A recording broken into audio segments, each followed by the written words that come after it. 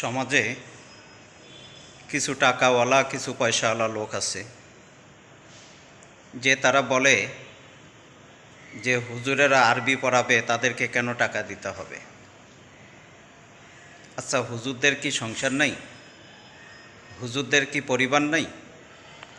আপনি একটা ইংলিশের ছাত্র যখন একটা ইংলিশ পড়াইতে আসে, তো ওই ইংলিশ সাবজেক্টটা পড়ার কারণে ওনাকে আপনি 12,000 15,000 টাকা দিচ্ছেন, আর একজন হুজুরকে আপনার 1,000 টাকা দিতে আপনার পকেটে খোসামাতি শুরু হয়ে যায়, আপনার পকেটে কোনো টাকা থাকে না।